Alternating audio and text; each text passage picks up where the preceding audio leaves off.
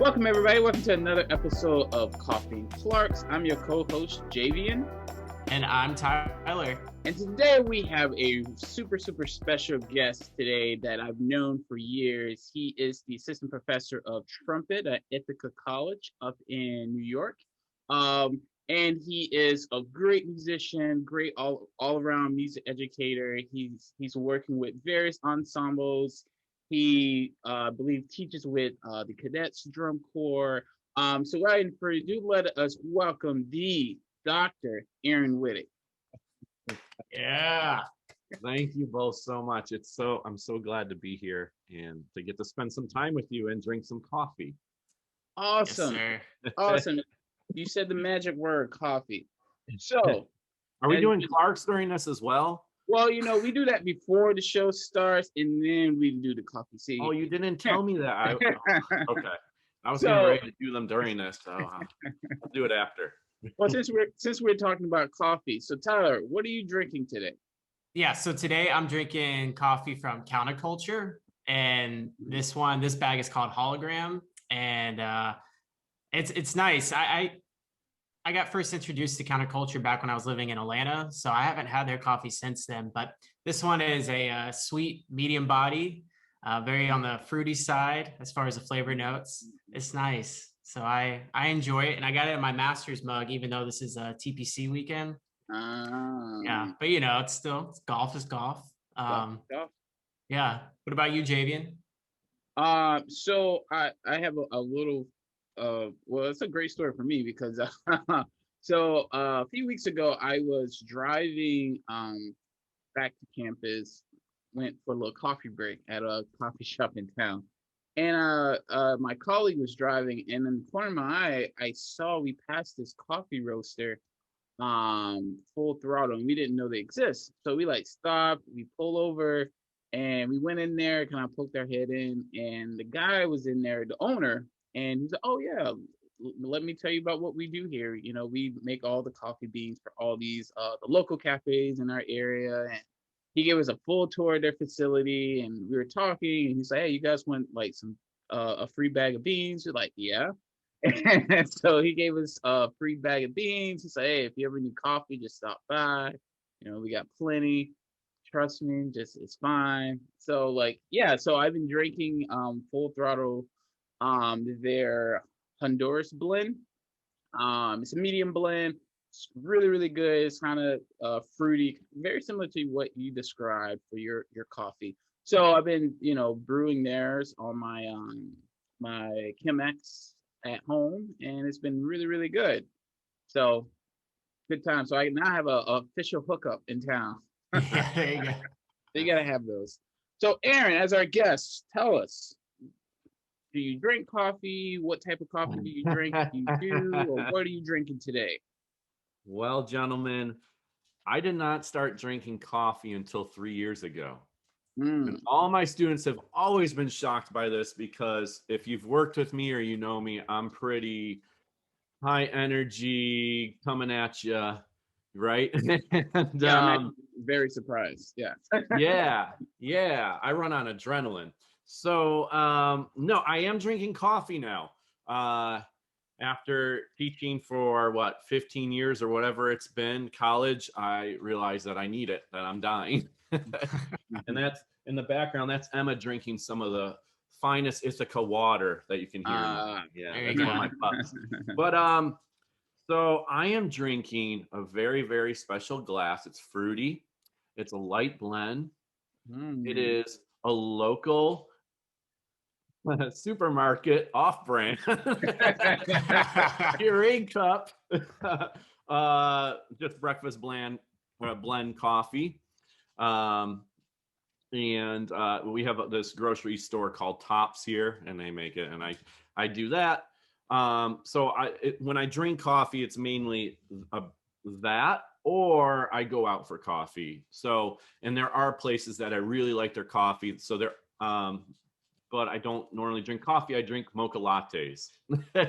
Nice. So at home, I don't make mocha lattes, but at home, I do really like Delight Creamer makes an Oreo creamer.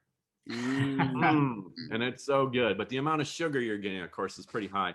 But I highly recommend checking out in Ithaca, and I think they ship around the world. There's this place called Ithaca Coffee, and they also roast their own beans and all, and it's very good. So I like going to Ithaca Coffee. There's a lot of great local places here. We have another place called Gimme Coffee that's pretty good, but it's a really dark roast, and I'm not so much of a fan of a real dark roast. It's probably because I'm still a baby to coffee. I forgot to tell you how I started drinking coffee. This is a good story for you. Okay. So I was a guest artist in Australia. This is my first year teaching here at Ithaca College. And we have a rule here that you can only miss 5 days of school in a row. So I, going to Australia is a little bit of a hike. So I paired it up with I ended up leaving right before the start of a weekend, and went for a week and came right back. And I flew in and out of Philly, which is about 4.5 hours from here. So got out there, handled the time change. It was a complete flip, totally fine. Everything was good. And so the way I did that was I just stayed up all night, the whole flight and all night, and just, recalibrated there. It does not work the same if you come back for some reason. So I come back, it's a Sunday night, and I pass out. And I had to drive 4.5 hours to get home because, like I said, I flew out of Philly. We have airports here, but it was cheaper, and it was, I think, only 2 stops versus 3 or something. And I go into school the next day, Monday, to teach, and I feel like a semi hit me, and I'm there teaching lessons, and this is me teaching lessons, trying to keep my head up, So I walk to the student union. I'm like, I know they sell coffee on campus. I got to go get some of that. So I walk in there and I find where they sell it. And I go to the young lady and I say, I would like the strongest thing you make. And she looks at me, and I think she can tell I don't know what I'm talking about. And she's like, do you like sweet or bitter? I said, considering I don't like coffee at all, the sweetest thing you make probably isn't going to. So she made me a double mocha latte, which now I've learned is nothing. That's my chocolate. That's literally me having hot cocoa now. Yeah.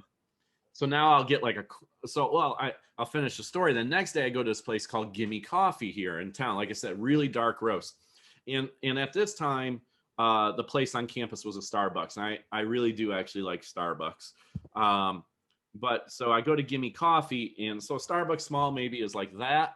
A Gimme Coffee is like a pixie cup. Okay. It's so small. And I go in there, I'm trying to remember what I had the day before. Again, not knowing anything. I'm I think I had a mocha double. And I'm I didn't even know what that meant. And they're like, well, ours are automatically a double. Do you want a quad? I'm like, well, 4 is better than 2. Of course I do.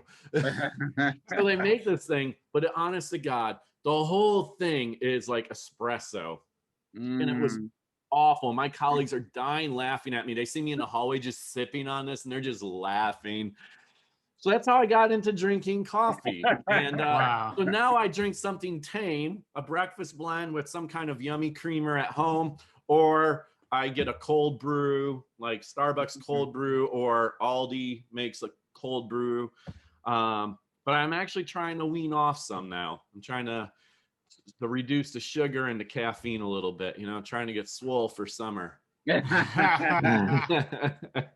that's my long story on what I'm drinking. And it's in a Yamaha mug that my friends at Yamaha Hey, nice. Very kind of them to give me a mug. Yeah. Yeah. A little sponsor plug there. So speaking of which, let's talk a little bit of how you got started into playing trumpet. Take us through that journey as a young kid playing maybe middle school, high school band, and then making that decision to want to pursue this, after high school. What was that like? Yeah, it's great. So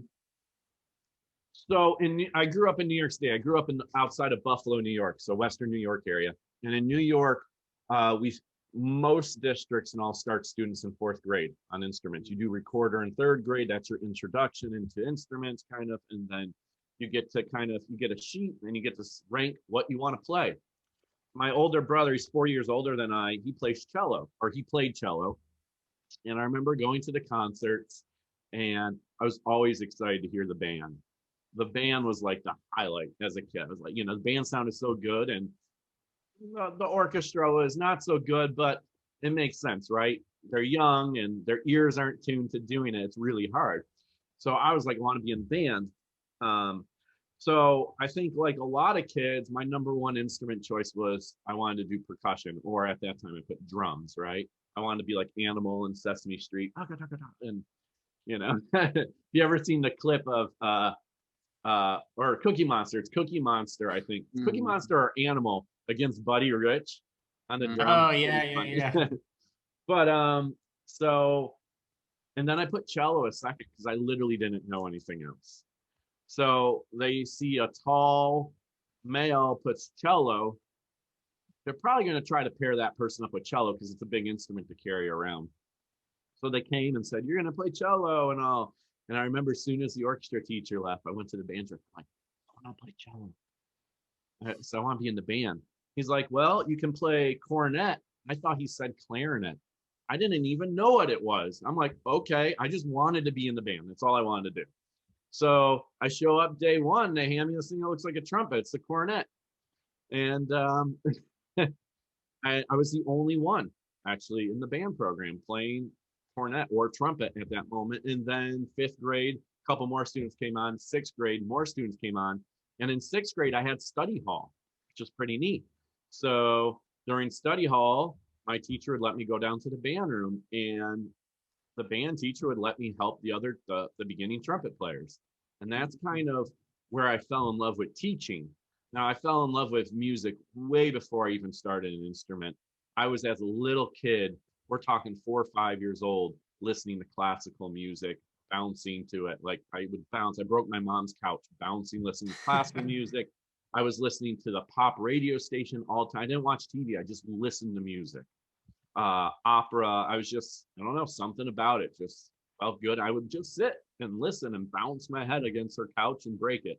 It had springs in it. That's why I don't think they make couches with springs in them anymore. So then, middle school, I went to middle school, a lot more trumpet players because all the schools come together, and I sat 2nd or 3rd last chair when I started middle school. So that was 7th grade where I was going to school. The next year I worked my way to 2nd chair. And my best friend to this day, one of my best friends to this day, Dan Scott, who's a sound designer and engineer, and does tons of work for Disney, and he's won a Grammy and all. He was the first trumpet player, sat next to me. We're still best friends. I mean, we talk all the time. It's so cool, the friends that you make through what we do, right? And my other best friend was a bassoon player in that band during that time. We're still hang out and talk. So Dan never lets it down that he sat above me, first chair, 8th grade. And then went to high school, made it into the wind ensemble, played first trumpet in the marching band. It just took off. I found my home, right? It was like I was with all these people, and there's a common goal, and just getting to jam out and make music. And I was doing some teaching during that time as well. So I was really fortunate to really had started unofficially teaching, I guess, in 6th grade. And so I just kind of really during high school was like, I really want to teach music. And there was kind of really no other option. Like, that's kind of what I was planning to do. I was looking at theater design as well. I did lighting design and set design. So I was looking at that. So to kind of speed track this, I ended up at the Crane School of Music, SUNY Potsdam, where I did a music education degree. And I feel like now I can be very honest about this stuff and all, but I auditioned at several schools and didn't get in. And I ended up finding out afterwards the reason I didn't get into several schools was because of like the oral skills tests that you had to do. I'd never done that in my life. You know what I mean? And it was really, I could match pitch, but like remembering, like they'd have you sing back like 7 pitches in a row and stuff. And, you're nervous and blah, blah, blah. And I remember auditioning at Crane, and I had a really, really, well, I actually don't remember my specific audition, the first one. Besides that, there's a huge snowstorm going there. And I auditioned, and they seemed really into me, though. I mean, they asked me questions about me coming there and like, what's my interest and all. And I was like, oh, wow, like this was pretty good. And then I got a rejection letter. And I was like, so I contacted them. I'm like, I'm just curious, it seemed like you really were interested in me. What's going on? And I'm bringing this up because I think it's important for all listeners and all to see that we all go through things, and it's not the straight path of success, making it to where we are. I've failed more times than I've been successful. But we learn through those failures. And anyway, so I talked to them, and they said, we're willing to give you another re-audition. They didn't say anything about my audition. I said, okay. So my stepdad and I went up there, made a special trip, played my audition. I remember that audition. It went well for, 18-year-old Aaron Witek, what I remember. And my stepdad was outside the room, and no one in my family besides my brother playing cello was musical. I guess my grandfather was, but I never really got to meet him besides when I was a baby. So the horn teacher was outside the office and said to my stepdad, she's like, he's got to get in. Like, I was like, so I found that out after. So anyways, my stepdad and I are walking to go to the union to grab lunch. And one of the administrative assistants come running down the stairs and chases outside. She's like, Aaron, do you have some time? I'm like, sure. She's like, we strongly advise you to retake the oral skills test. Strongly advise you is what she said. So I took it with the dean. And then right then and there, he's like, congratulations, you made it into school. And so it was interesting because I didn't know why I was why I wasn't making it. And it was for something that I had never done. And it was challenging. The oral skills stuff's challenging, like looking at music and singing it. I was very much just like, this is what a C feels like, that's how I knew music. I think a lot of schools have gotten away from maybe the sight singing, or they use it as a placement, but not to get into the institution unless if you can't match pitch at all, I imagine. So yeah, went to Crane, studied with John Ellis. Jim Medea was the other trumpet professor there as well. And I took some classes with him that were outstanding. Had some great band directors there.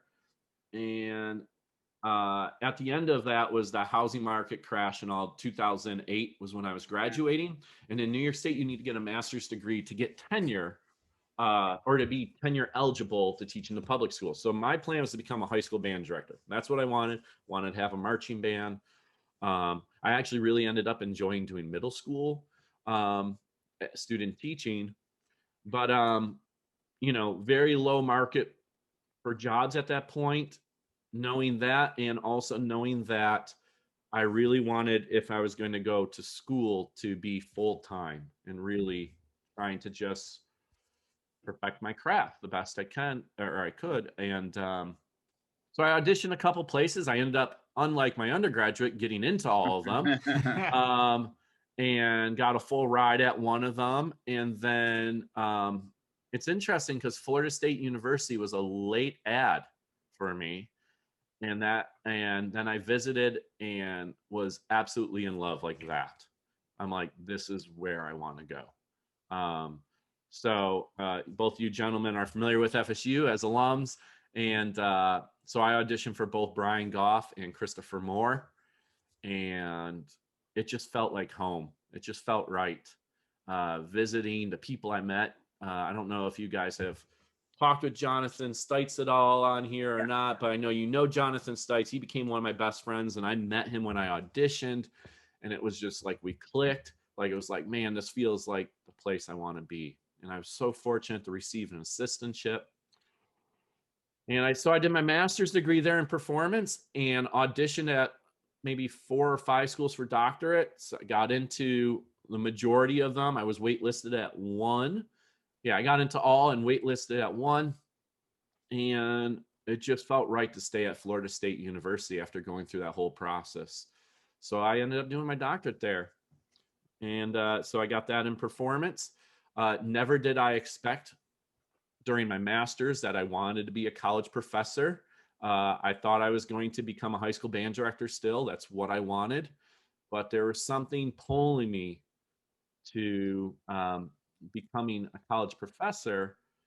And I'm sorry, I'm like rambling so long. You can cut me off. No, this is awesome. Okay, because it goes into like, it interweaves between all these things. Like during my master's, I was so fortunate. I think it's pretty rare for a person to have a master's degree and to actually get to teach trumpet majors.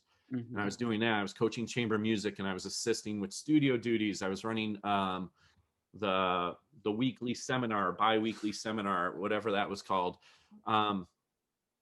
And I was also serving on the Dean's Council. Like I was really active and finding like, this kind of feels right for me. Like this feels like what I should do. And it was interesting because it was almost, again, it was a 180, because when I went to do my undergrad, I did not like teaching lessons. I wanted to be in front of the band, conducting the band. I wanted to do marching band. And then I also didn't want to do general music. Then I went to student teaching, and I loved doing general music. And I loved working with elementary and middle school. And then I go to Florida State and I start working with undergraduate music majors, teaching lessons, and I fall in love with doing that. Mm-hmm. And it's like, what? You know what I mean? It's just like, so, and I tell my students this story all the time, because it's like, you never know what it is that you want and what you want to end up doing. I have a colleague who just yesterday announced that she's retiring from here, and she's a remarkable professor. And she's retiring, and said that she has found a lot of interest in teaching beginner students her instrument. And that's what she's going to go do. And I'm just like, how cool is that? You know what I mean? Like that. It's like, it's kind of like not recreating yourself, but finding a new passion or something new that's exciting. So, so yeah, I ended up after FSU, I had lined up I was going to be adjunct at University of South Alabama with Peter Wood. They made me do a whole interview process where I had to play a recital. It was wild what they made me do, but it was great. Such a great experience. Was set up to do that. And then I was on tour that summer teaching drum and bugle corps. And I got a note from a friend saying, hey, just letting you know, this job is going to be posting. I heard about it through the grapevine, and get your stuff ready. And it was for a full-time position, 1-year position at the University of Louisiana Monroe. It just happened. Bill Hageberg, which I know you both know Bill. I was standing up in Bill's wedding. I had been off tour, and the day I got off tour, they gave me, the University of Louisiana Monroe gave me a phone call on, do a phone interview. And they're like, can we do a phone interview with you? I said, great. When would you like to do that? They're like, now. I'm like, oh. I just woken up, right? Not changed. Just came home from tour. So I was pretty dang tired. And so we're doing the interview. I'm nervous as can be. And they say, I said at the end, I said, I don't mean to be too forward and all, but I said, I'm leaving tomorrow to go stand up in a wedding. And then I'm going back on the road on tour for 2 weeks. When are you looking to make a decision on this? I'm bringing someone out. They're like, probably in a day or two. I said, okay, great. Thank you. They called me back in 2.5 hours. They said, we want you to come out here. Can you come out here in like 2 days? I said, no, I'm standing up in a wedding. I said, I need to make some phone calls, but I think I can make it that soon as the wedding's done, I can come out. So I did. They booked a flight. I packed 2 bags. I packed a bag for a wedding. Sorry, I packed 3 bags, a bag for a wedding, a bag for an interview, and a bag for going back on tour. Did Bill's wedding. In between everything at the wedding, I'm practicing left and right, because I have to play a recital. I have to play with the brass trio, and I'm like, I've been on tour and all, like not playing anything solo rep or anything.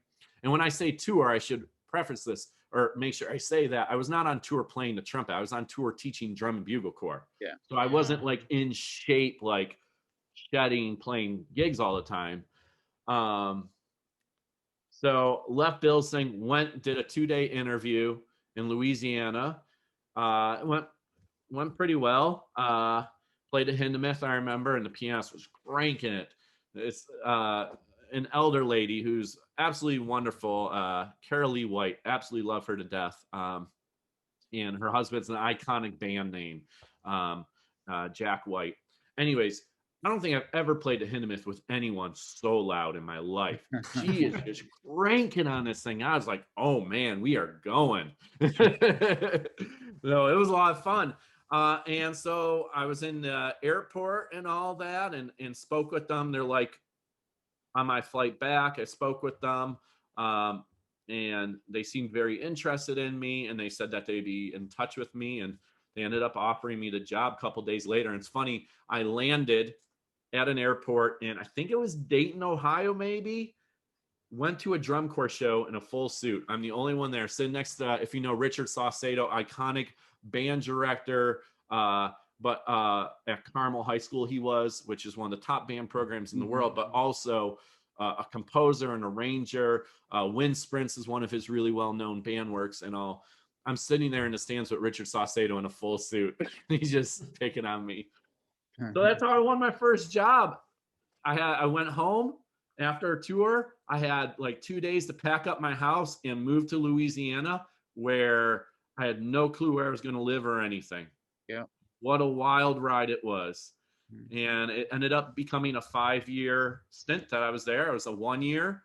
I was a 1 year again. I then moved into an endowed professorship, which gave me some more security, but because it was funded through an endowment, not through the school, because it was always they were always having, the state had a lot of money issues. And then I moved into a tenure track because I built that studio up from 4 to 14 and of majors, not, there was a lot of like non-majors and all. And during that time there, I taught music caprice for a little while. I was assistant athletic band director for a little while. And then eventually I just became the trumpet person. So yeah, it's been quite a ride. I will say that I did not just win the Ithaca job. Like that's the only job I applied for. I applied for tons of jobs between my master's and coming to Ithaca College. And I would never have thought in my life that I'd be at Ithaca College, which is one of the schools I auditioned at for my undergraduate. Yeah. Full circle. I'm close to home. I'm 2 hours and 45 minutes away from where I grew up. How wild is that? Yeah. So very long story, but there you have it. No, this is great, man. You're a great storyteller. This is good. That's awesome. Yeah, it comes full circle. So you touched a little bit on this, but thinking about the teachers that you've had over the years, what has been your biggest takeaway, either from the teacher or just the school as a whole where you studied? Yeah, I want to apologize first if I leave anyone out, because I'm going to speak about my main people I taught with and maybe a couple messages I got from other people. I did not study full time with some people, but I took some lessons and all. But it's really amazing how one lesson with somebody can really change things for you. I first want to mention that the people I learned probably the most from are my colleagues. People like you, Javian, Tyler, John Stites, the people that you spend the most time with down in the practice room area. And so that community in the studio is the most important thing, and community outside. And that was, I know this is one of your questions that you're probably going to ask, but like the transition, right? Going into from student and all that, one of the hardest things is not having that community anymore of trumpet players, I think. I mean, you have it, but you're not there, like going to lunch together, having coffee together, whatever it might be. So, so speaking of teachers, I'm going to start back with my first band director, Cameron Lane. He was a pretty scary guy to a lot of students. He had this reputation of being scary, but I really liked him. I didn't find him scary. I just found him having standards and all. And I don't remember too much except for that he demonstrated from the band, from the podium, He actually demonstrated on a mellophone, if I'm correct, because he was a horn player. So I thought that was interesting. I'm pretty sure it was a mellophone, which is a marching horn. It's an F.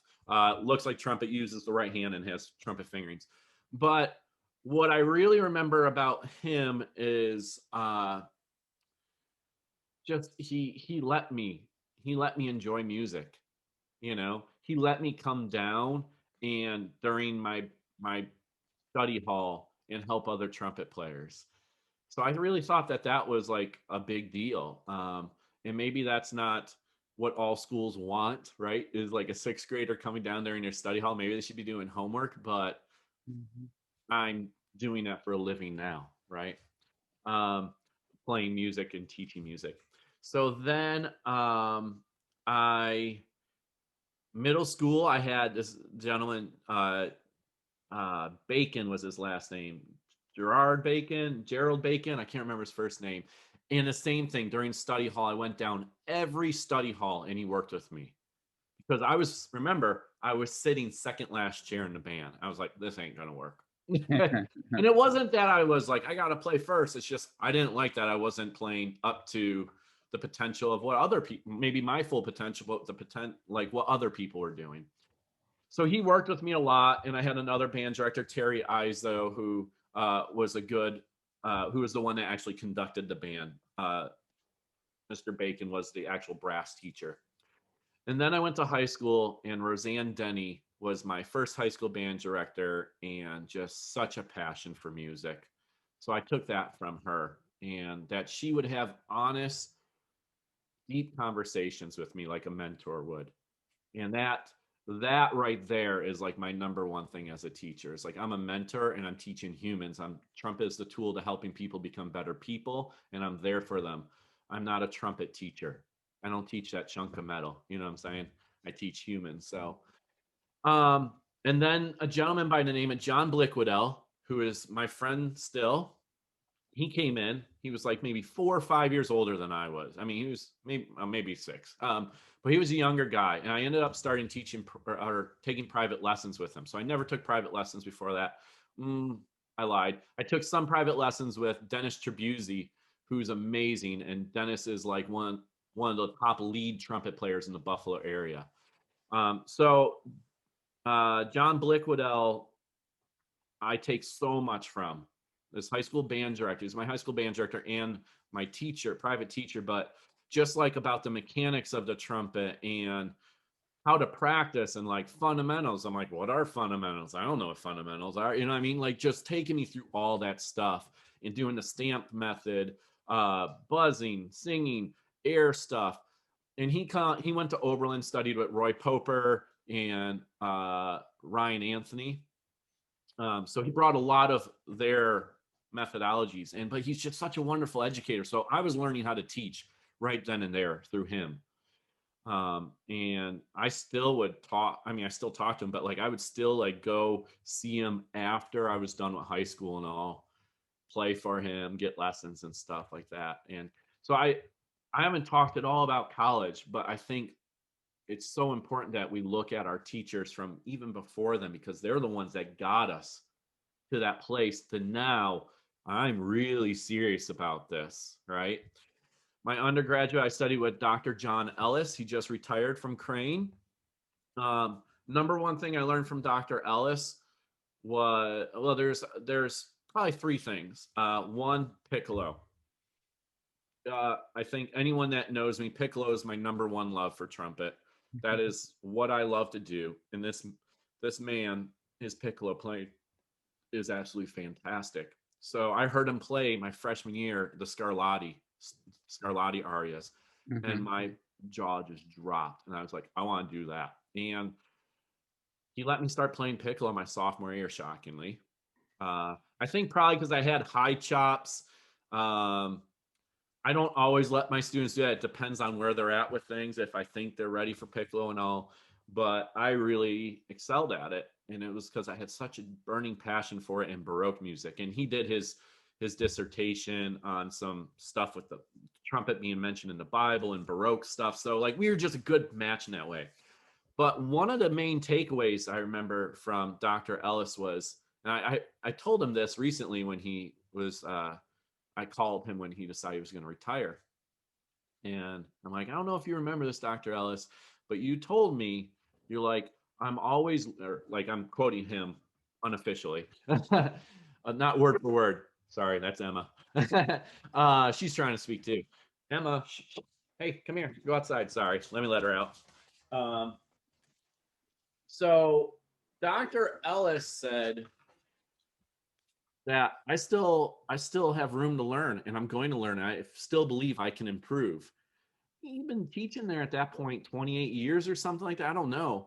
But we were talking about jazz in particular. He was talking about like he still wants to learn how to play jazz and all. And then he did it. He actually worked on it and all. And I just found that so, I don't know, just like energizing, just like, wow, you know, like his job is not, I'm going to teach the same curriculum every day. I'm not going to do the same thing every day. I'm not going to look at my life and just do the same. Like, you know, I was like, I don't want that kind of job where it's a 9 to 5, do the same thing all the time, because that's going to be really boring for me, I thought. So I took that away from him. And then from Crane, an absolute wonderful music education school. I just had so many great professors there, and just really had a lot of pride in where I went to school and the people I worked with. When it comes to trumpet playing, probably where I really learned the most and took off was Florida State University. I studied natural trumpet with Brian Goff while he was still there. So that was, I think, his last year at FSU. And part of my assistantship was to work with Professor Goff and help with the transition of some things that he ran, because they went to then just Dr. Moore. Dr. Moore was there at the time. I studied trumpet with Dr. Moore, Dr. Christopher Moore. And I feel like I owe everything to Dr. Moore. I really do. If it wasn't for him, I can guarantee you I wouldn't be where I am. His care for his students and investing in you as a human, the way that I organize my studio now, the environment that we had at Florida State University is exactly what I've developed here, where you have unbelievable players. You have players maybe not the greatest at bell curve, right? We have this bell curve, but everyone is there to help each other out. And we compete against each other, but in a friendly way. And it's like, I use this example here at Ithaca College, and we saw this at Florida State University in other ways. But here at Ithaca College, we got the concerto competition. One trumpet player plays and competes. You see everyone in the audience cheering that person on. And then another trumpet player goes up from the audience, and that one's down. And we're all cheering each other on. It's that family environment and that support. You need that. Music's hard enough. So the environment, the colleagues I had, you two, John Stites, you know, everyone. But man, Dr. Moore is still a mentor to me. I call him, text him all the time. Like, hey man, like, I need to talk to you. Stuff's going down. I'm not feeling good about this. Or how do you handle this? Or man, how do you teach 6 lessons in a day? I feel beyond exhausted. You know what I mean? Just like all these things. And then he's always there for you, you know, and he's called and checked in on me. And so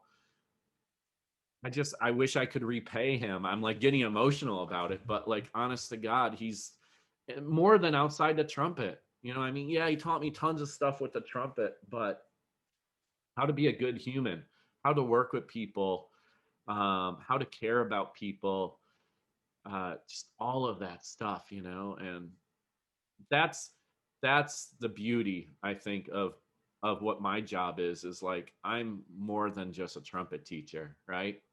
And so there's your very long answer, gentlemen. That's awesome, man. So cool to hear that. I think you're one of the first people that really talked about, you know, teachers and mentors that they had before going to college. And I think that's super important too, because it's not like you start studying this thing in college. I mean, this starts, like you said, when you were in 4th or 5th grade, 6th grade for some of us, 7th, you know, whatever. And it's like, yeah, those teachers really have a big impact on your development and either sparking or dimming that joy for music that you could have. So yeah, that's really cool you mentioned that. I remember getting made fun of in, like, you played like those indoor band concerts, like a band concert like for the rest of the school, right? Like in 5th grade and 6th grade, and I'm tapping my foot playing Colonel Bogey March, and I'm rocking out, loving it. I got made fun of for it. I was like, I literally went to my band teacher. I'm like, I was getting made fun of for tapping my foot. He was like, there's nothing wrong with that. Like, and I was like, yeah, screw all you guys. I enjoyed it. You're out in the audience. I'm on the stage. That's right. Love that. So we hinted at this, or you hinted at this a little bit earlier, the transition from student to becoming a, working professional. Can you elaborate on that a little bit more? Obviously, you mentioned too, having a couple of days to pack up your things, find a place. I mean, all that stress and the job, knowing that it's a one-year position. I mean, that's added stress as well. Could you talk about that? Yeah, it depends how long you want me talking, gentlemen. So cut me off, because I feel like all these questions, there's so much, and it's like I used to hide a lot of this stuff, to be honest. I used to not say a lot of things only to my close friends, maybe, because I was worried about how people would perceive me. And now I'm like being kind of like, I don't want to say on the other side. I'm not like an old fart, everything's downhill or something like that. But like making it to a place where I feel like I'm at a final destination. Like, this is where I want to be. I'm at a great place and all that, job wise. I feel like I can open up a little bit more. And so hopefully to help other people is really what I'm trying to say, because I really felt discouraged. And I almost quit during my doctorate the last year. I tell all my students this. I'm like, yeah, I almost quit. I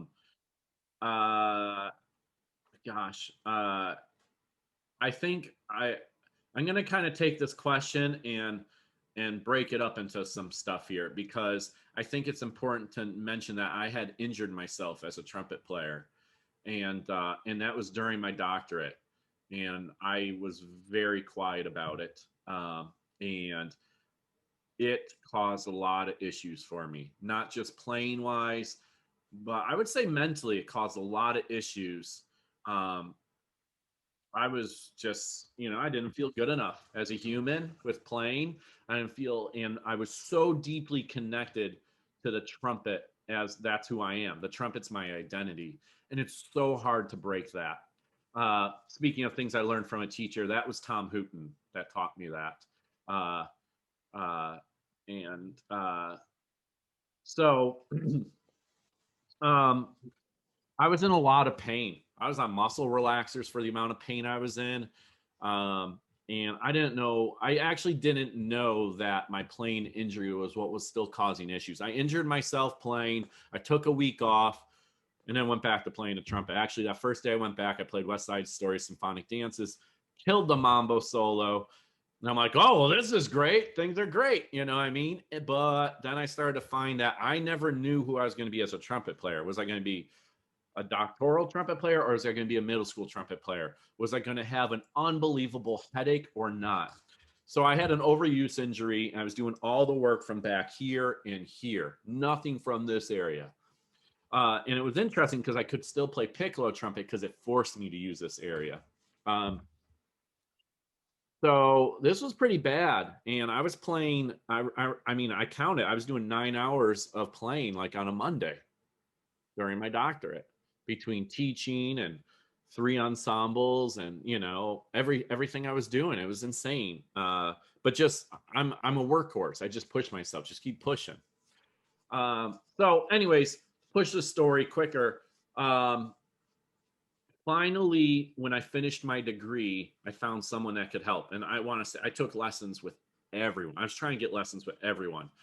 And I would say the only person who really hinted on, not that I had an injury, but that I needed to use this more, was Philip Smith. He had me, I was playing Telemann for him, Telemann and D. And he's like, you need to use your corners more. And I'm like, this is so old school talk. It's like, literally, that's what was going through my head. I'm like, I felt like old school people always talked about the muscles and like, oh, you got to firm, you got to play top tones from top to bottom to gain strength. And I'm like, I don't, whatever. And then he had me take my finger. He's like, I want you to poke here while I play. I said, are you sure? Like, that's Phil Smith, right? I'm like, I shouldn't even touch you. Like, I'm like, there's got to be like, you probably got insurance on this, you know? And it was rock solid. It was rock solid. And I didn't really take anything from it for a couple of years. It's interesting how something happens, you learn something, but you're not really sure how to take it until a little bit later. I then started working with Lucinda Lewis, I think is her name, Broken Embouchure's book. I think she's in the New Jersey Symphony on horn. A good friend of mine suffered an injury and suggested I reach out to her. And I reached out with a video, and she was so kind and responded and sent me some things. And she talked about block buzzing and things like that. And the number one thing I took from her was like, she was into baseball. She's like, if you throw your arm out playing baseball, you don't take a month off. You have to go through rehab and retrain your muscles how to talk to each other. And I didn't do that, right? I took a week off, and it was just cranking on the horn and in pain. So that summer I started to work on those things, and I won my job. Luckily, won my job. So this is where it goes into a transition. This is why I was going through it, because I think it's important to know, like, any given day, and I didn't know who was going to show up to play the trumpet. Yeah. But I taught my butt off in the interview as well, so I think that helped. And I had a recruitment plan, right? Like, there's a lot of things to winning a college job than just playing your horn. To be honest, I mean, like this past Wednesday, I was in 6.5 hours of meetings and I taught for 5 hours. So what am I doing more? You know what I mean? Yeah, it was super stressful having to move to a new place and pack up the vehicles and where am I going to live and everything. But I was on adrenaline. I was just thrilled to have a job, guys. Full-time job, doing what I had been working years to get. I worked that first year about 80 hours a week. I'm not lying at all. And I remember Dr. Moore telling me, actually, not Dr. Moore, Dr. Moore's wife telling me, Barbara Moore, not like Barbara Butler Moore, but Barbara Moore.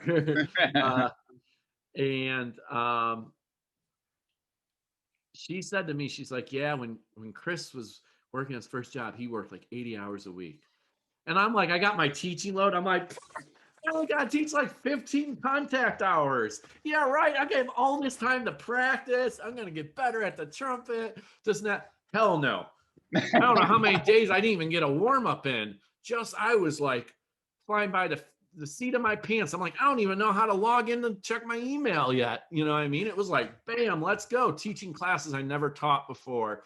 And you got to stay ahead of the class, right? So you're reading and trying to like prepare lectures you never prepared for, because I was teaching music appreciation and 2 courses of that. I was doing marching band. I was doing chamber music. I was doing trumpets, just whatever there was, I was doing, trying to recruit. And remember, I mean, at least for me, everywhere I've been, you get no load for recruiting. And I will tell you what, the amount of hours I spend recruiting is pretty insane. The answering emails, the communication, the conversations on the phone, the visits on campus, setting up a whole day so they can get to spend a day with us on campus, the free lessons, right? I mean, just going to schools, it's a lot of work, and we get no load for that. Yeah. So yeah, I was working like 80 hours a week, burning the midnight oil, and just doing my best because I wanted my job. And so part of my job at ULM was to play in a brass trio. And I'm sure a lot of people watching us all have played in brass quintet, and it's pretty tiring and it's really rewarding. Well, now I want you to take any rest that you have out in brass quintet, and I want you to pretend you're playing probably in that 5th, 6th, 8th partial the whole time of your horn. That's brass trio playing. And that was hard, especially not being fully recovered from an injury. And we would go on tour. This was an ensemble in residence, and it was awesome. I mean, there's a lot of days I was very frustrated with it because I'm like, I'm not practicing. Here I am trying to do this, trying to be in shape, trying to like play my way. The horn professor, James Bolden, amazing player. James Layfield was the trombone professor. He's now in the Air Force Band in DC.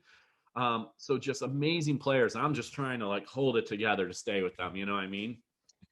And we were on tour and we played, I think, the second show on like the second day of tour, and all of a sudden I felt my face start to shake, just like, which was the same thing that happened during my doctorate when I injured myself. I went to form an embouchure and my face was just violently shaking. I couldn't stop it from shaking. And I was like, my heart was just like, right? I was scared to death because I'm like, I'm going to lose my job. That's what I thought right away. I'm like, and I told no one. And I just muscled through it the best I could. And I continued doing that. And then during the summer, I would try to work on myself. And finally, I was in pain, but it wasn't like awful. And there was days that were fine and all. Finally, I was able to really spend, I think it was maybe the summer before, 2 summers before I came here, I took some time off, and then it was like, I'm just doing this. I'm not doing anything. I'm not taking gigs, anything, and really tried to address some issues. And then finally, as of last year, is the first year I've been pain free.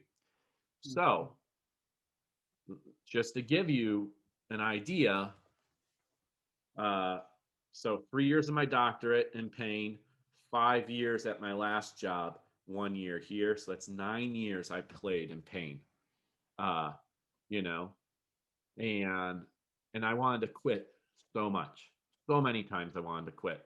And something Dr. Moore would say to me is, can you imagine not doing this 3 months from now? And I couldn't. That's what kept me going, was that simple question that he would ask me. I still think that to my head. When days are bad, can I imagine doing something else? Not doing this at all. And it's like, no, I can't. So yeah, that journey was wild because there was more to the journey than just a transition, right? So there was obviously learning, like, I mean, when I started at ULM, I was very like straight lace Aaron Witek, had a suit jacket on every day, was quiet, tried not to disturb anyone, but really had like an urge to participate in helping in any way that I could. I remember the first faculty meeting, eventually speaking up and just like, what about doing this for recruiting and this and that? And like, some people are really into it, you know what I mean? And I think some people are like, who's this new guy, you know? And I realized to myself, especially here at Ithaca College, I'm now on faculty council, which is a pretty big job. It's been pretty insane this year. And the School of Music Faculty Council, there's going to be people who are like, yay, and people are like, no. You have to be true to yourself. Wherever you go, I'm not going to play the game where, oh, well, I'm working towards tenure, so I'm going to tiptoe around everything. And that's probably the suggestion a lot of people give. I want to be hired for me. I want to be true to me. I think we have enough imposter syndrome in our industry and what we do ourselves that I then don't also want to not be true to who I am. So if I feel passionate about helping our students and talking about a subject that's going to be important for them, I'm going to do that. Hopefully knowing that people knowing that my best intentions are that I'm trying to help this institution or whatever. So right at ULM right away, I was just like, you're going to like me or you're not going to like me. And I didn't mean it in a cocky way. It's just like, I got to be true to who I am, because otherwise you're going to be facing another battle, right? I already felt like I had imposter syndrome as a trumpet player because I was injured and I was not anywhere near the level that I felt like I should be at as a trumpet player, and hiding behind that beat me up like you wouldn't believe. So, yeah, I came here to Ithaca College. Last transition was coming to Ithaca College. I was supposed to teach with Frank Campos, who's a legendary trumpet player and teacher. He was here for, I can't remember how many years. I think over 30 years he was here. Oh my goodness, I'm embarrassed because I don't remember the number right now. And I was replacing Kim Dunnick, who is like, you know, ITG president, past president, and all. I mean, both these gentlemen are very big with the International Trumpet Guild and all. So I had some big shoes to fill, and Frank decided very last minute that he was going to retire. So then a 1-year person was coming in. So all of a sudden the program was like, oof, on me at a pretty big place, and it was like, I felt pretty dang nervous, you know, but it's been a ride, and I work with amazing students, amazing colleagues, and just I'm really fortunate.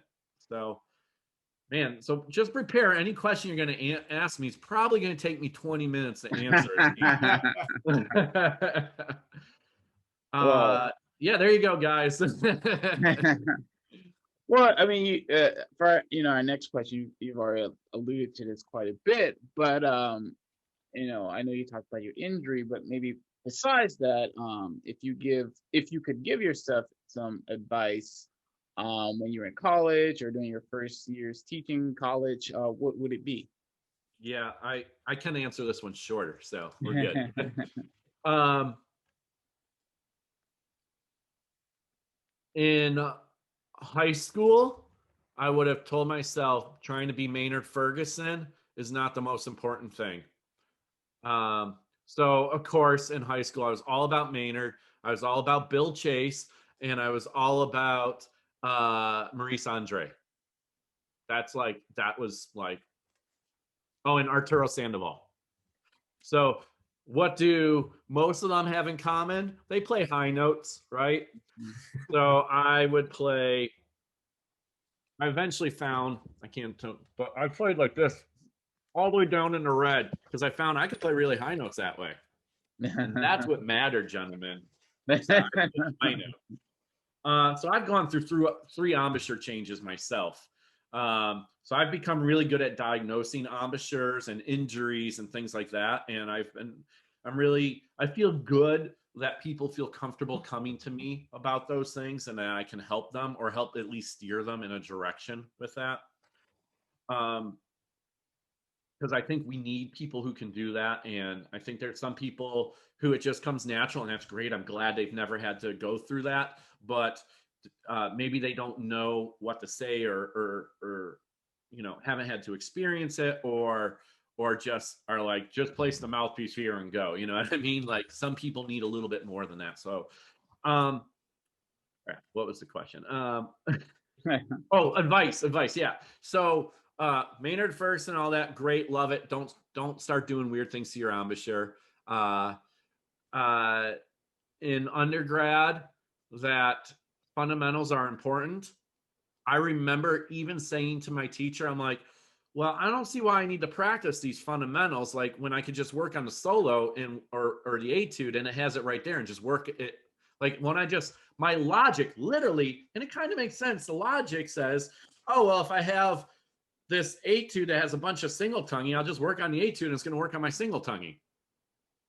Right? I'm not in that mindset anymore. Trust me, I am like 80% fundamentals, but logical young Aaron Witek thought that made sense. I'm like, oh, I'll kill 2 birds with 1 stone and just do this thing. So I wish I would take that back from my undergrad. And also, that. My master's degree, I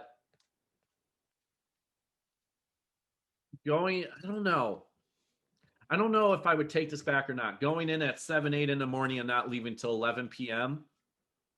I think for a mental health reason, probably, yeah, I would change that. I'd be like, you need to schedule some time to do other things. Yes, I'll say that I needed to schedule and prioritize some other things in my life. Mm-hmm. I still think there's a lot of students today that complain about the workload, right, of school and the mental toll it takes on them and all. And I agree, it's hard.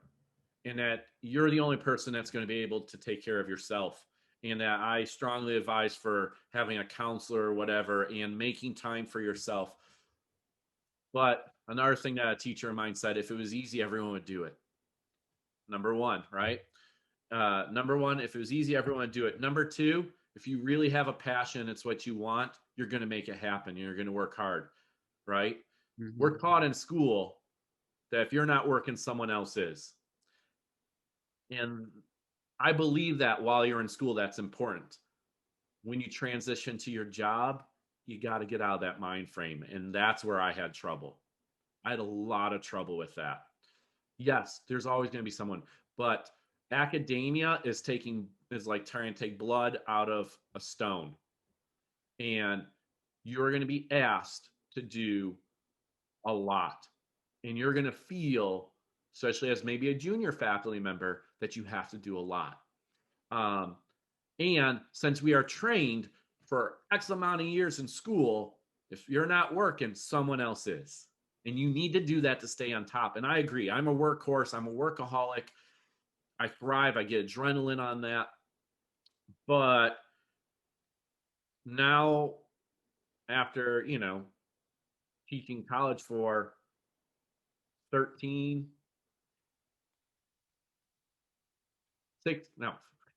years,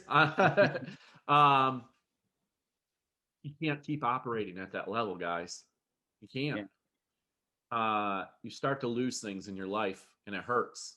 You start to realize things that you missed out on, or relationships, or whatever it is. And so it's really important that you do take that time, and whatever that might be, and maybe at first it's 15 minutes, but you will find that you start to become more productive. So that's what I wish I learned earlier on during specifically my first job. But I feel like, just, I'm being honest with everyone, that's happening right now in my life. And I'm not doing well with it at all. I'm going to be honest. I'm working till 1 a.m. all the time. But I'm also saying, Aaron, it's important that I eat well and that I change that. Aaron, it's important that I go out and take my dogs for a walk every day. Aaron, it's important that I'm working out more than half of the week. And I'm trying to live those things, at least baby steps, so that's kind of, yeah. And then I think there's one more thing I want to say that I really want to bring out, that I'm learning now, because I'm still a student now, and I love it. I learn from my students. I still go take lessons. This summer, I had a couple lessons with Thomas Hooten, who to me is like one of my role models. And it's just, he's such a remarkable human being. I've taken lessons with Barbara Butler. Gosh, you leave those lessons and it's like, it's amazing. And the thing is most of those lessons, guys, don't have anything to do with trumpet. What I'm taking away, at least. I'm trying to learn as a human. I do a lot of like self-help books and all that. I'm really into it. And as a teacher, I think we spend a lot more time working with our students on the mental side of things besides than the trumpet. It's like, how can we teach them how to do this stuff in a good, healthy way, not just physically, but mentally. So what I want to say is I've been working with a gentleman, Ryan Beach, and he's got some really great podcasts out there. I got into working out pretty heavily during quarantine, during the coronavirus, Corona-19 quarantine. And I know that Ryan is like I don't know, he's a bodybuilder, I guess. I don't know. And that's not what I'm striving for. But I really found through having a trainer, I work with a student through the school, you get like, I can work with a free trainer and all, that having like, this is what you're going to do. Bam, bam, bam, bam. And here's how many reps and like all this stuff. Like, this is really cool. And it takes the stress out of knowing what to do. And like, I assign things to my students all the time, but then when it's time for me to assign it for myself, I'm like, I don't know, right? It's interesting how I'm not trusting myself, even though I see the success with the students. So I went to Ryan and I said, Ryan, I would like to have a conversation with you, because you kind of do this thing where you're applying techniques that are used in working out to practicing trumpet. And so I started working with him some, and I come to find out, I know some people that I went to school with that aren't trumpet players that have been working with him too. He works with all different musicians, and I've done a couple coachings with him, and it has opened my eyes to some just new ways to practice that have made me more efficient that have nothing to do with like, oh, I felt like physically I had to keep pounding away at something, but it was like, no, my approach, not even the approach of how I played, my approach mentally of how I was doing it and the amount of reps I was doing something and all. It feels good to just be like, all right, I know I just need to go do this. So you're always learning, right, guys? And it's awesome. And things like that you're doing right here. It's like I love watching your podcast and learning from others and and just reminding things, right? Or it's sparking ideas. That's what makes what we do so exciting, is every day's a new day and we can inspire each other. So. Yeah, man. That's awesome. You just kind of like blew through like 4 of our questions right then and there. yeah, for real. So I'm trying to help you along here. Hey, no worries. So before we finish up, let me ask you one more question. So anything you want. You're heavily involved with Drum Corps International. Can you tell us a little bit about your role within DCI and how that has impacted you as a musician and teacher? Yeah. So I started marching drum and bugle corps in 2003 through 2005. So I did 3 years of marching drum bugle corps. I did 4 years of marching band before that. It was my freshman year, 2000. I saw in Buffalo a drum corps show. And I remember seeing the cadets play their show Illuminations. And to this day, it's still like one of my favorite shows ever. And I remember seeing the Cavaliers, which funny, Richard Saucedo was there at that time arranging for them all. They did Niagara Falls, their show Niagara Falls. So these are 2 like very iconic shows in the drum corps world. And so the weirdest thing happened to me. I was at the show, felt like this chill go down my body. It was like 90 degrees outside. And I'm like, what just happened? And it blew my mind. And it happened again. And I remember, I mean, like, it's you have those memories. Like, I remember being there, what it looked like and all. And I'm like, I got to go do that. Because it blew my mind that I got this feeling. I never felt that ever in my life. And that was the first time I felt that. And I was like, I got to go do this. So I ended up doing like a senior corps thing. I tried out and did that for a little bit, and it wasn't my cup of tea. Nothing against senior. So senior corps is they're any age corps. So you can be 14 up to 90, whatever. You know what I mean? In their week, they only do weekends, and there were several groups in Rochester, New York, which was about an hour away, hour and a half away from where I live. So I started with that, but I was young and it didn't feel comfortable for me being with that mixed age group and all. I then, a couple years later, started marching at the Rochester Patriots in 2003. And they would actually come pick us up at the exit 49 and drive us to Syracuse, because they're in Syracuse.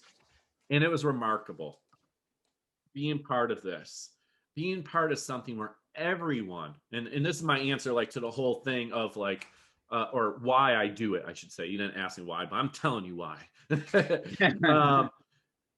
Being part of something where everyone is trying their best, 100%. Whatever the group size might be, 154. That is a remarkable feeling. Mm-hmm. That is some energy right there.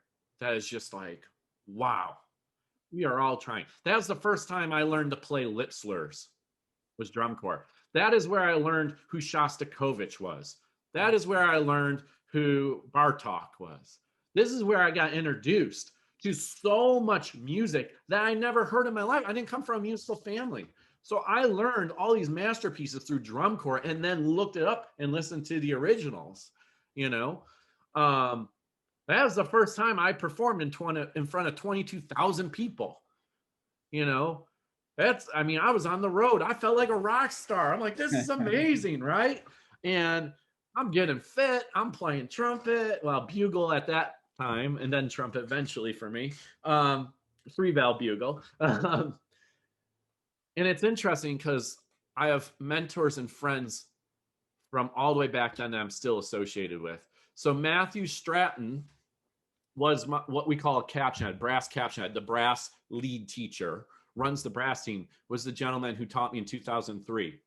I am now, well, I was co-caption head, or not co, I was assistant caption head this past year with Matt Stratton at the cadets. Nice. He was my teacher. I had been at the cadets for several years before him, and I was I was like, I forget my title, pedagogical coordinator at one point, assistant caption head again. And I have recently, and this hasn't gone public, I guess it's going public here. I recently have, I recently have asked to step down from that position, and I am now in a consulting position. I'll still be working with the group, kind of still like maybe somewhat the duties as a caption and an assistant caption head, like working with the ensemble in front of them, being up in the tower and working with them. But due to just how crazy my life has been and things at my job, and with all the coronavirus stuff, I couldn't commit to being full-time is really what happened. So I've become a consultant, and I'm really glad that actually, I was pulling completely away and they asked me to become a consultant, and I'm honored because it means a lot to me. It means a ton. I want to give back to the Drum Corps International. So I never marched the cadets. I ended up as Patriots, and then I marched Crossmen because I wanted to play jazz. I wanted to be cool, and Crossmen were really cool. And my mom wouldn't let me go out to the West Coast to march BD because I was young and all this stuff. But I fell in love with the cadets back when I first watched Drum Corps. So one of my teachers from 2004 brought me to the cadets. So to kind of give you the rundown real quick, I marched to 2005. I didn't do anything in drum and bugle corps until 2013. I didn't do anything. I took off, didn't do anything in drum corps. And then at the end of my doctorate, I realized, hey, I've kind of like lost everything I really love doing: camping, drum and bugle corps, racing, building, like everything activities I love doing.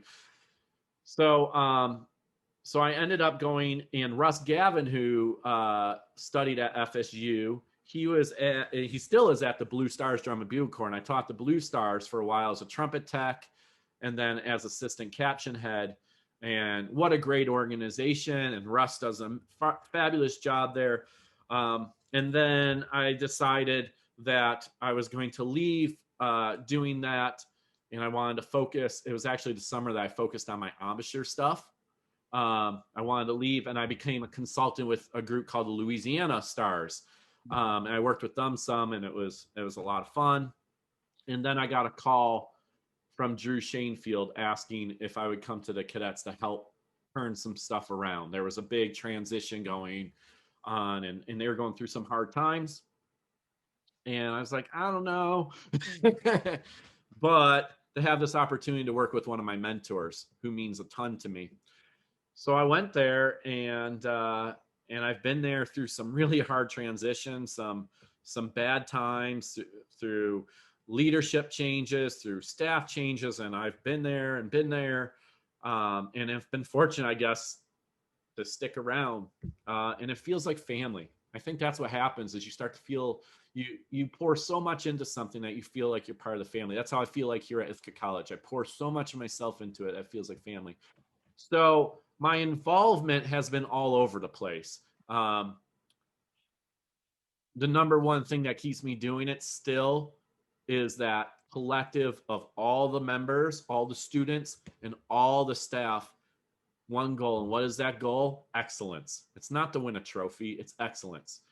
We can't control, it's a non-physical contact sport.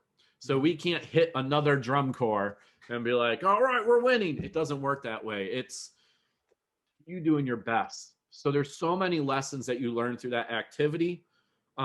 It's changed a lot.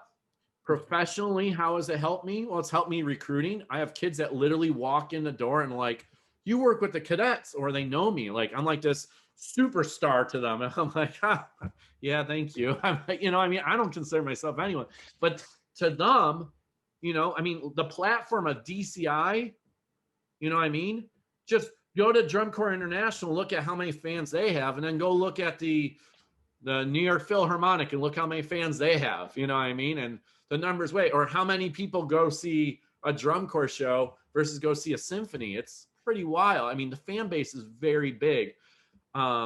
So I'm glad to see that there's like this stigma of like drum corps bad and all that, and to see it changing. Are there groups that don't treat their members well? Yeah, there are. And when I say treat them well, I'm talking about like maybe from sleep, maybe from just how hard they play. And I will always stick up for my members, especially as being a person who's gone through an injury. We are going to play with great technique. We're going to focus on fundamentals very, very hard. We're going to focus on how to stay healthy. Mm-hmm. That's my main mission. And as a consultant, those are things I'm always talking about, is like how much time on the horn, how much time off, how do we work them, how much time do they get off between, night and the next day playing, hydration, all those kind of things. Drum corps come a long way. And these kids are being asked, these members are being asked to play harder music than they play in most of their ensembles at school. Mm-hmm. You know what I mean? They're being asked to play grade 6 wind band lit on a field while running and being told when you can breathe and all. Pretty impressive. But I think the skills that they learn, both as personal development and as a player, is pretty remarkable. Every year I came back from drum corps in my undergrad, my professor said how much better I sounded. And my professors were not really fond of drum corps. So I thought that was interesting that they thought I sounded better. And I was like, well, I played my horn every day during the summer. That's probably better than most people. Yeah. So, and one last thing I want to say about it is like people that come away from drum corps, and a lot of people come away and it's like drum corps on, and they're so obsessed. I think it's because they want that feeling of that community and all. And so I know at the organizations that I've worked at, we always have a talk with them about that. And like, hey, like we want to attract people wanting to be part of this, and being like over the top and all kind of pushes people away maybe. And also in drum corps, it's important that if you're a trumpet player and they're talking about putting a ton of air through the horn, that maybe they're talking to the tuba player, not you, right? If we put too much air through the horn and you're on a high C, it's going to come, it's not going to sound good.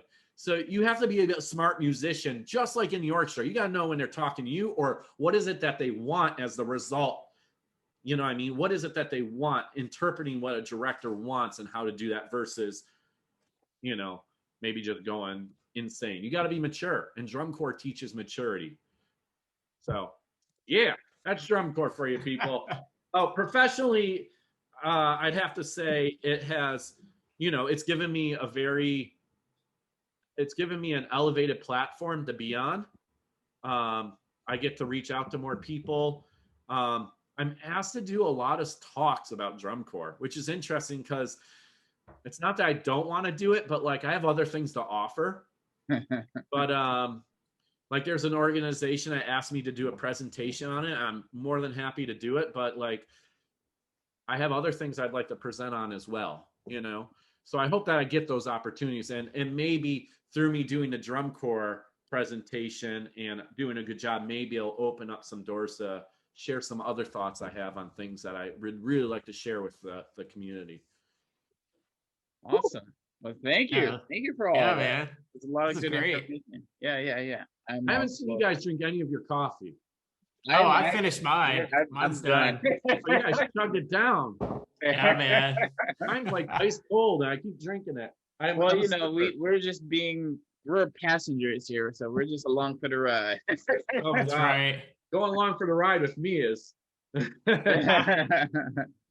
So I come in hot.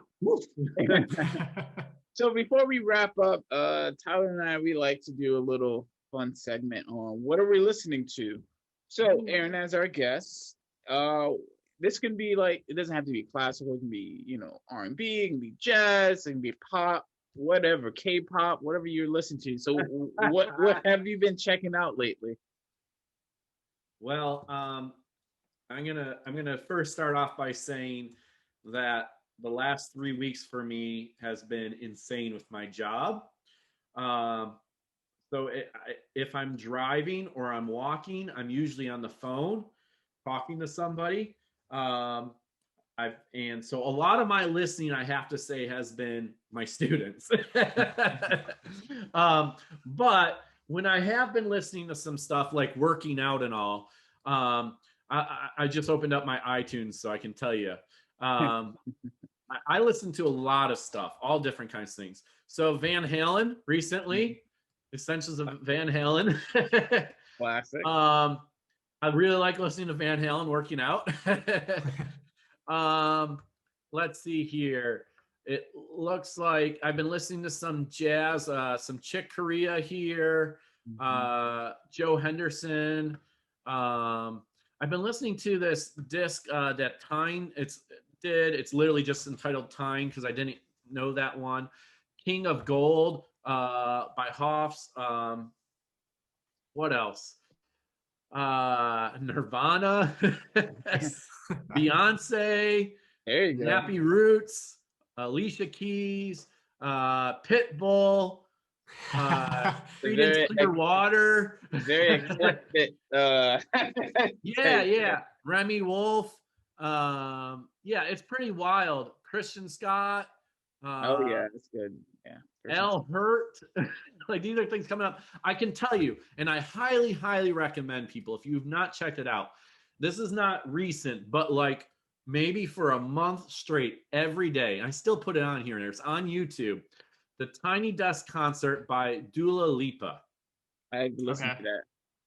It's good. Off the charts, guys. Like, holy crap. Okay. Way better than any of her recorded stuff, like on albums and all. Her backup singers and the timing, the matching. There's like one thing out of tune. Like, it's pretty damn amazing.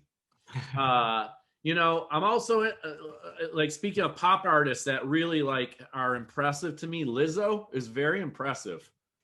I did on my recital last year a Lizzo tune. I did actually, my recital was entitled Renaissance to Lizzo. So I did like Monteverdi. I did it was like all kind of chamber stuff. I had 14 faculty members part of my recital. But I did like a Monteverdi, the Ray Mace brass quintet stuff. I did a Louis Armstrong thing. I did Lizzo's Juice. I did I think it's Morales, the one with violin, Passion Dance. I did all kinds of stuff, you know what I mean? I did some of the Scarlatti arias, and it was packed, and the students loved it. And I'm like, that's why I try to teach, is like, you may not be great at everything, but you got to do everything. Because as a trumpet player today, I think really as a musician overall, but specifically trumpet, trombone, saxophone, you gotta be doing it all in some form. You got to be willing to, you know. So yeah, that's what I'm listening. What are you guys listening to? I need some new stuff. I'm always looking for new stuff. Tyler, what are you listening to? So there's this group I found called Brass Tracks.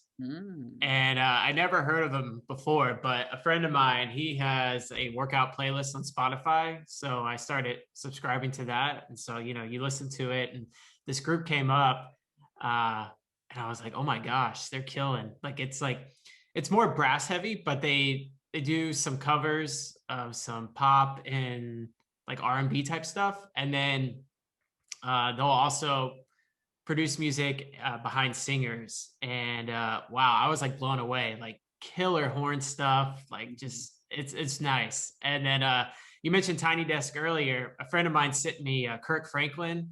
That's really good. That's yeah. That one came out, I think it was like this week or something like that. Yeah, I think like this week. Yeah. So my wife and I, we watched that on the TV because she really loves like gospel music. And yeah, that bass player, man, oh my gosh, it was really cool to see Kirk, like, as a, you know, music director, just like take ownership of that whole group and just knew exactly what he wanted. And I was like, wow, like there is no second guessing that group. Like everything was so finely tuned and lined up. So yeah, those two artists I've been checking out this week. That's awesome. I absolutely love gospel music. And I find that with jazz musicians, the ones who come like through gospel music they're my favorite. It's Yeah. just, oh, it's That's so so good. Yeah, David, what are you exactly. listening to?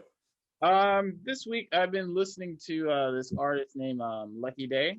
He has, I think he recently had a Tiny Desk concert on there, like maybe a few months ago. But he's great. It's kind of like a fusion of like R&B, jazz. It's a pretty good fusion of stuff. I definitely should check out his newest album if you have like Spotify or iTunes or anything like that. But he's great. I'm a big fan of his. So that's what I've been checking out this week, as well as Kurt Franklin's Tiny Desk, because I literally watched that maybe like 2 days ago. I'm Yeah. gonna go Nice. check that out. Yeah, Yeah. definitely want to check that out. No, I mean, I think what's really cool is like talking with colleagues and all is just to see how diverse of music we listen to. And like, I have like, I call it Aaron Jams with a Z as my playlist, right? Like you make with a cassette tape. And it's like, it's so all over the place. And I Yeah. love it. Like Yeah. all music has good in it. Mhm. There's so much great stuff. You know what I mean? Like I love jamming out to Philip Glass. I Yeah. love, of course, I love our romantic composers and like, Mahler and there's, I definitely find, I don't know if you guys find like this, but there's times where I have a playlist called Music for the Soul. Mm. And that's like when I just need something to like make me get back in touch for my love of music and what I need to do. And you have those pieces, like for me, it's Mahler too, Holy Grail. That's my Holy Grail piece, or something like the Peasley night songs. Nice times, yeah. Absolutely just gorgeous. Like just something about it just makes me like, there's these pieces, or like sometimes it's like an Elvis tune or something. It's all over the place. Right. You know? Absolutely. Yeah. Well, Aaron, thank you again for being on our episode today, our guest on today's episode. We really appreciate it. If people want to contact you or follow you on any social media platforms, where can they follow you? So I do have a Facebook fan page, Aaron Witek Trumpet, AARONWITEK Trumpet. I also have a Instagram. I don't remember what my Instagram is. Hold on. I can tell you. I have a website too, www.aaronwitek.com. And on there you can there's a contact me, which will go to my email. You can also look me up through Ithaca College. My email's there. It looks like, gosh, guys, I think it's just Aaron Witek on Instagram. Yeah, we'll go with that. AARONWITEK. Sorry, I had to look it up. So yeah, feel free to contact me any of those ways. I love to chat with anyone that, I love talking to people and learning from others. I think it's great connecting with people, especially during these times right now. And this has been a blast. I really thank you both, and I thank you both for taking the time to put together such a great resource for people. I love watching your podcasts, and is that what we call it, as a video cast? Well, we have two versions. We got the audio Gotcha. version and video for those Yeah, who I need that visual absolutely, stimulation. yeah, I absolutely love it. It's great. Hearing people's story and to know that we're all human, right? We all put one pant leg on at a time. Absolutely. Yep. And Tyler, where can people follow you if they want to follow you? Although I know you're on a social media Hiatus. Yeah, hiatus. man. Yeah. Hiatus. Yeah, Facebook, just my name, Tyler Duncan, and then Instagram, Tyler Duncan 91. Again, I'm not on there, but you can send a message and it'll just sit there. What about you, Javian? People, you can find me on Instagram at Nerdy Prof, and on Facebook, just my name, JV and Brabham. And yeah, that's where you can find me. Great. Well, thank you all for listening to another episode of Coffee and Clarks. We hope to have more episodes out shortly. And thank you for your support. If you can please remember to subscribe on our YouTube page, as well as give us 5 stars on our Apple Podcast page, and continue to listen. We'll continue putting stuff out there. So thank you all again, and we'll see you next time.